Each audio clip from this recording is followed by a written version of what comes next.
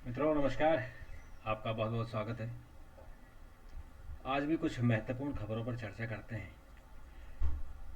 मित्रों, आज जो अपोजिशन की टीम है इंडिया नाम से, उसके 20 सांसद आज मणिपुर गए थे और वहाँ के जो हालात हैं उनके बारे में चर्चा हुई। और वहाँ मैतीय समाज ने इम्फाल में बहुत विशाल रैली निकाल के अपनी ताकत दिखाई। दरअसल वहाँ जो मैतीय और कुकी के बीच में एक झगड़ा चल रहा है, जो एक जातीय संघर्ष है, उसमें उस नफ़रत का लेवल बहुत ऊंचा हो गया है। खाई बहुत गहरी हो गई है, उसको पाटने की ज़रूरत है। और अगर समाज के बुज़ुर्ग लोग, प्रबुद्ध लोग उसमें शामिल नहीं होंगे और उनको सिखाएंगे नहीं, तो आप समझिए कि उनके बीच की जो नफ़रत है उसको कम करना मुश्किल हो जाएगा। तो आज सांसदों की तरफ से कोशिश हुई। जो आरएसएस की टीम है वो कोशिश कर रही है। गवर्नमेंट ऑफ इंडिया की तरफ से बैक चैनल से बातचीत चल रही है, उनके लोगों को बिठाया जा रहा है कि किसी तरह से ये जो विवाद खड़ा हुआ है उसको ख़त्म कर दिया जाए। दिल्ली लौटते हैं मित्रों। दिल्ली में भारतीय जनता पार्टी के अध्यक्ष जेपी नड्डा ने बहुत प्रतीक्षित अपनी टीम का ऐलान कर दिया है, क्योंकि जेपी नड्डा को 2024 तक कार्यकाल मिला है। और इस कार्यकाल को मिले हुए भी उनको काफ़ी दिन हो गए, लगभग लगभग 6 महीने बाद वो अपनी टीम अनाउंस कर रहे हैं। और इसमें उन्होंने बेसिकली 2024 की तैयारी कर रहे हैं कि कैसे सेट करनी है टीम को। और 2024 के चुनाव को लेके जो जातीय संघर्ष है, तमाम जो जातीय समीकरण है उसको लेके, तो नड्डा ने जो आज अपनी टीम घोषित की है उसमें 3 लोगों को उन्होंने हटाया। एक तो राधा मोहन सिंह जो उपाध्यक्ष थे, एक सीटी रवि जनरल सेक्रेटरी थे, और दिलीप सेकिया, इनको हटा दिया है। इनकी जगह जैसे राधा मोहन अग्रवाल उत्तर प्रदेश से, तारिक तारिक मंसूर जो अलीगढ़ मुस्लिम यूनिवर्सिटी के वाइस चांसलर थे, उनको जो कि पसमानदा मुस्लिम है, इनको एमएलसी बनाया।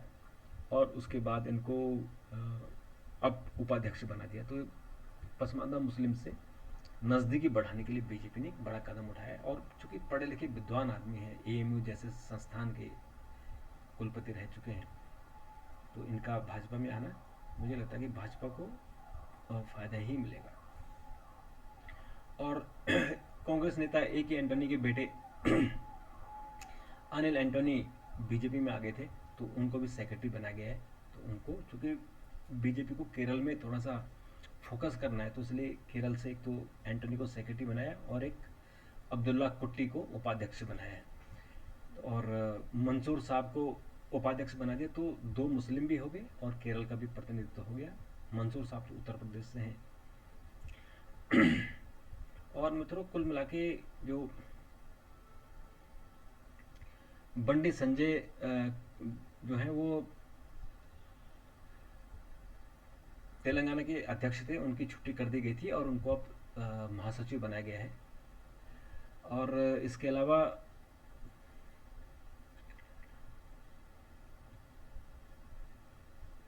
जी किशन रेड्डी को उपाध्यक्ष प्रदेश का अध्यक्ष बनाया गया। वो केंद्र में मंत्री हैं। तो तेलंगाना का विधानसभा चुनाव है, इसलिए उनको फोकस किया गया कि बंडी को दिल्ली में लाया जाए राष्ट्रीय राजनीति में।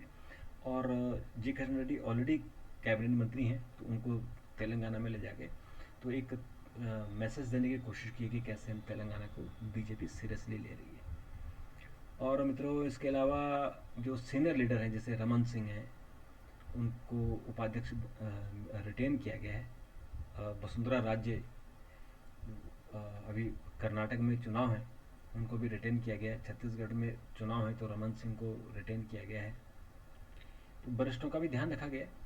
और कुल मिलाकर बी एल संतोष जो संगठन महामंत्री हैं, उनको रखा गया है।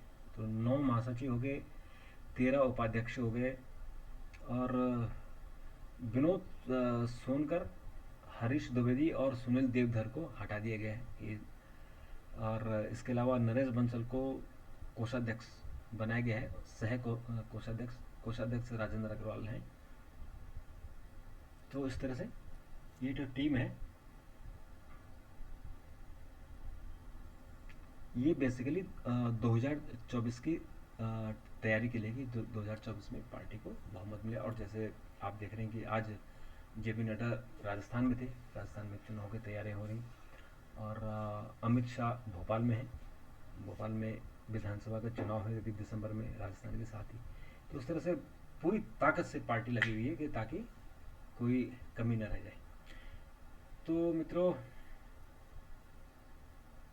आज मुहर्रम था और मुहर्रम में ताजिए निकाले गए, और इस दौरान दो अप्रिय घटनाएं हुई।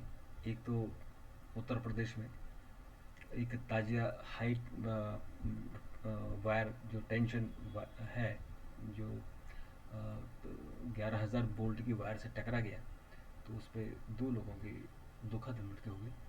और दिल्ली में नांगलोई में कुछ शरारती तत्वों ने ताजिए से बस की तरफ पत्थर फेंके और बस को डैमेज कर दिया, और कई गाड़ियों को पथराव करके, कोई न उकसावे की बात थी, न कुछ भी नहीं था, कोई इशू नहीं था, बस उन्होंने पत्थर उठाया फेंकने शुरू कर दिए। तो बाद में फिर पुलिस ने उनको ठीक से उनका इलाज किया, उनकी मरम्मत की ठीक से, फिर वो भागे। फिर हाई कोर्टों को 15 जज मिल गए हैं।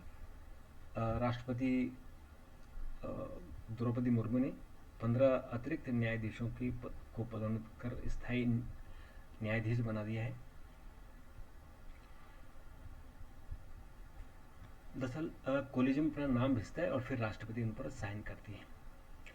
आज प्रियंका गांधी हरियाणा में थी, और उन्होंने कहा कि जब लोगों ने, जो हरियाणा के लोग हैं, उन्होंने राहुल गांधी की शादी करने की बात की, तो प्रियंका ने उनसे कहा कि आप लड़की देखिए, हम शादी करने को तैयार हैं।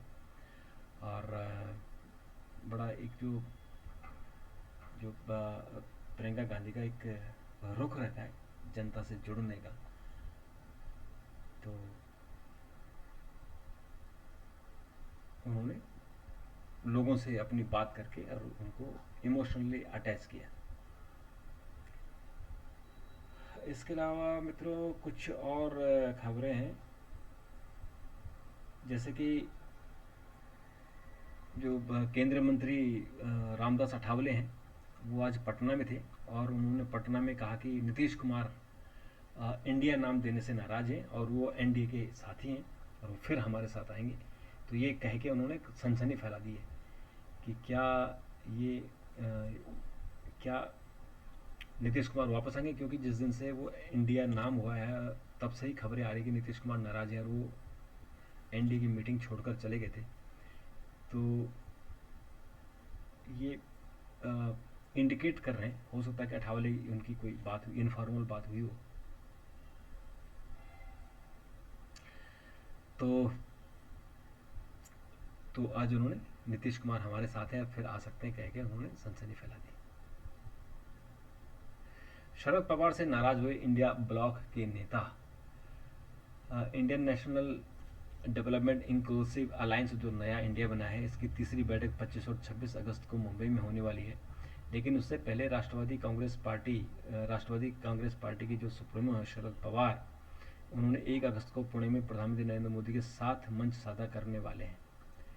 इस पर जो एक संगठन है उसके नेता नाराज है, क्योंकि क्या प्रधानमंत्री की मीटिंग में क्यों शामिल हो रहे।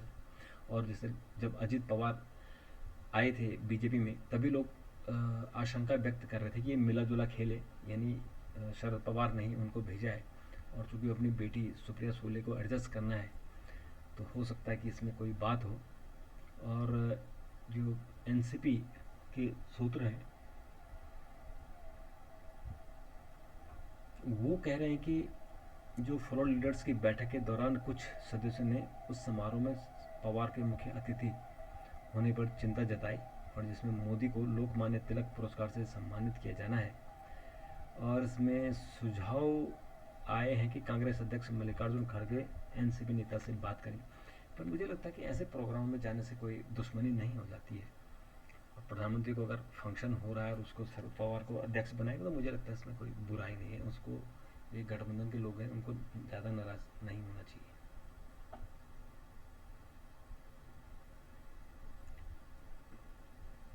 तो मित्रों, इसके अलावा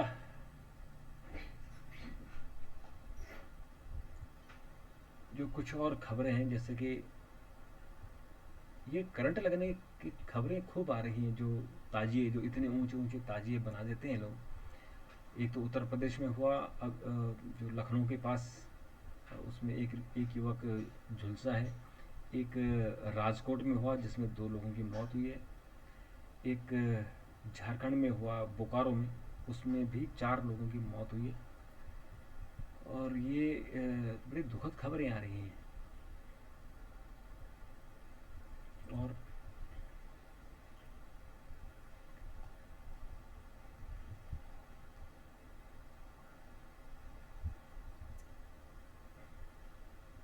और मित्रों, इसके अलावा आज प्रधानमंत्री ने आज शैक्षिक समागम का आयोजन किया था विज्ञान भवन में। और वहाँ आपने देखा कि किस तरह से देश के सभी लगभग बड़े जो इंस्टीट्यूट हैं, संस्थान हैं, उनके सारे हेड आए थे, बच्चे आए थे। और उन्होंने जो नई शिक्षा नीति को लेकर जो प्रोग्रेस हुई उसके बारे में बात की। और प्रधानमंत्री छोटे छोटे बच्चों से भी मिले, और बच्चों ने जिस तरह से प्रधानमंत्री से लिपटे, वो सीन देखने लायक था। औपनिवेशिक शासन ने भारतीयों में पैदा कर दी गुलाम की मानसिकता। ये आरएसएस के जो सह संचालक हैं, दत्ता जी, उन्होंने ये बात बोली। और इसको अलावा में तो PSLV 656 के प्रक्षेपण के लिए उल्टी गिनती शुरू हो गई है। तो हमारा जो इसरो है उसमें खूब कोशिश कर रहा है, और एक से एक बड़ी उपलब्धियां हासिल कर रहा है। तो मित्रों, आज के लिए इतना ही। फिर आपसे मुलाकात करेंगे। तब तक के लिए नमस्कार, थैंक यू, धन्यवाद।